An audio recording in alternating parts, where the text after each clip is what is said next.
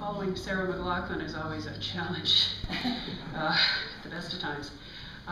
So my name is Judy. I'm Yvonne's niece and the daughter of her sister Alice. Some of you may have met Alice.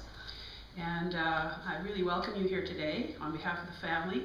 They've asked me to do the eulogy. I'm not sure why, but perhaps because I love an audience.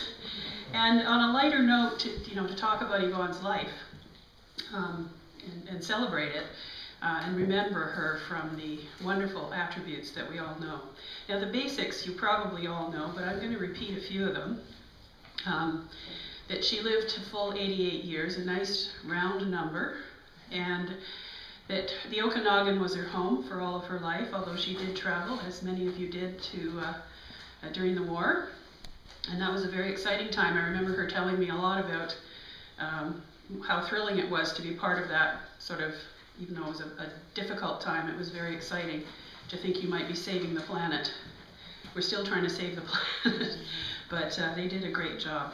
And of course, a lifelong involvement with the Legion as a result, and all of those wonderful people that those relationships that she built. When I recall Yvonne, mostly living in Kelowna, but also in Okanagan Mission, there was a brief stint.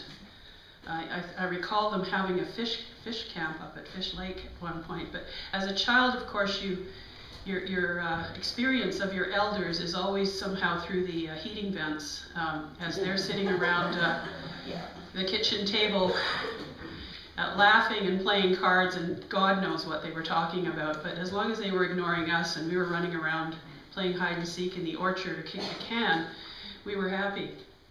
I know that our kids these days don't have those kind of adventures because we're far too concerned about how they spend their time and who with. So I recall that fondly. But Okanagan Mission was a time when we spent summertime with them, and so there's a lot of memories from that time.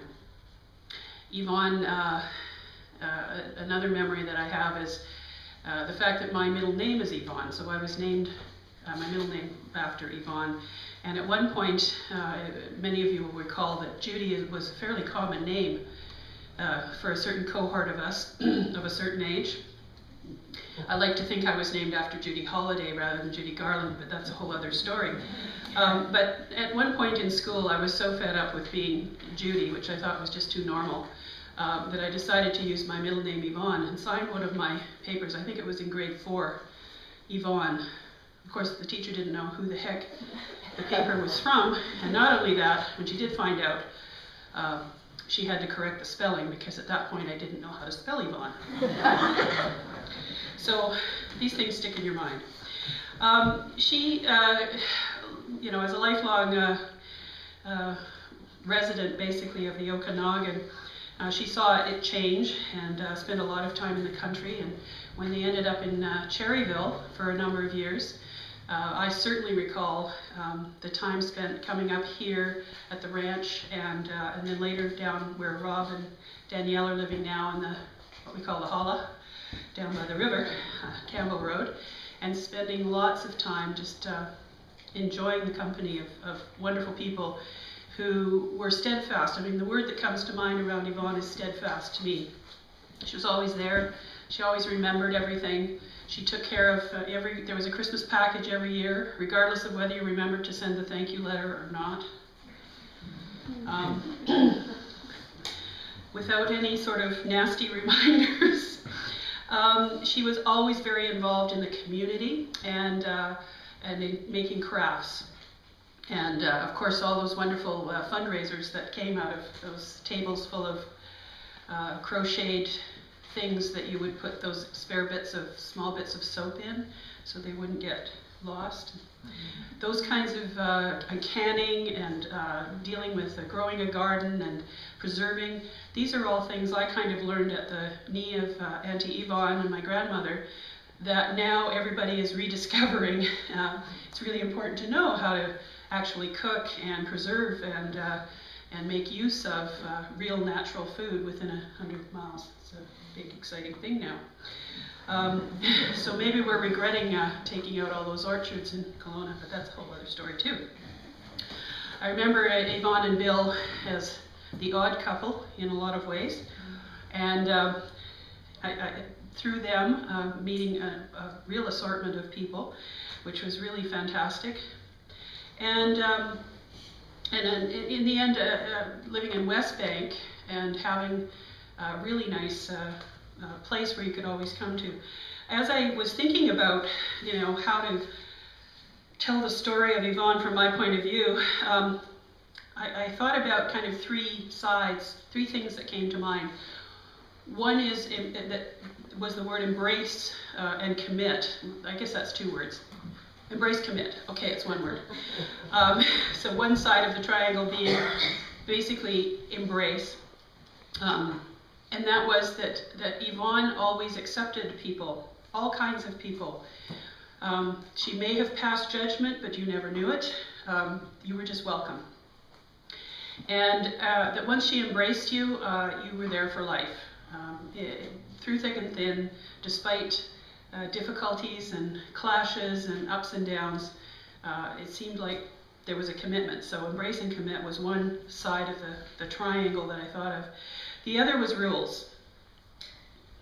Now, I don't know if anybody else experienced Yvonne this way, but you always knew there were rules, and they were clear, and if you followed them, life was good. If you neglected to follow them, you were reminded, and I think maybe that part goes along with embracing, because if you're going to embrace a lot of diversity in your life, you really need to have some rules so everybody can know what to do and how to behave. And sort of the third side of this stable little stool that was Auntie Yvonne was no idle hands. Now let's just think about that for a second. Because hers were never idle. She was always doing something, either playing the piano or crocheting or sewing, or she was just always doing something. And she expected us to do things too. We weren't to be sitting around, lazing around. I don't ever recalling actually watching television in her house, even though there was one. We were listening to music perhaps, but there was never idle hands. And, and so through the embrace aspect, the embrace and commit, of course, we got to know people like Smokey and Thelma, who, I don't know if people here know Smokey and Thelma, but again, yeah. And it was really wonderful because Uncle Bill and his interest in sort of the cowboy life and horses and chuck wagon racing wasn't something that one would normally associate with Yvonne and, sort of the finer things of life. But it was a wonderful, wonderful, hearty and rich connection. And I think that was part of what helped me form my sense of tolerance and acceptance and embracing that has really made my life rich today. The idea of rules also meant there was always a bed and a good meal at Yvonne and Bill's, always. But again, those rules about the pool table and things like that made sure that you were always welcome, the bed was always there, and the meal was always good, and plenty of it. No idle hands meant that we also learned to do things that maybe we wouldn't otherwise have done. And so without video games, there was still lots of ways to be idle when I was a kid. And I learned to crochet, knit, play the piano, sort of, and go back to that steadfastness and the learning to be self-reliant. I know there was a lot of tragedy in her life, and from the generation that did not really talk about things that were tragic, the losses. I was just having a conversation with Claire about some of that.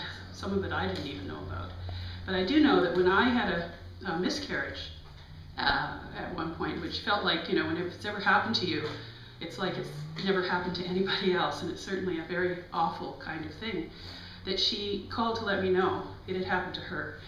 And she shared that, which is very meaningful, because, when you're going through it and you think it's only you. Okay, this was supposed to be unsentimental, which was the other part of Auntie Yvonne that I feel very close to. She was always very, well, she seemed very unsentimental in the sense that she had great memories. She always remembered occasions. She took care of the emotional side, but she didn't fly off the handle, and she certainly didn't go overboard with the emotional stuff. So that was kind of a model to buck up and get through it too. So her life was full of tragedy and hope and love and many, many, many relationships. And I know she's remembered very fondly by many people here for different things that she did. And I don't want to carry on with my own story because that's pretty much it at this point. And I want to open the floor for other people. But if you have a story to tell that falls into any of those areas, or if you think I missed something really important that was a dimension of Yvonne I don't know about, by all means share it with us, because this is the time. We are going to start partying as soon as this is over and celebrate her life for the rest of the time we're up here visiting. And so the more material we have to laugh about and cry about, please, we welcome it. Thanks. No. You don't applaud in the church, okay? Well, no, that's in not our true. church we do. We do, you dance, you do everything. Yeah. So who'd like to come next? Come on, people.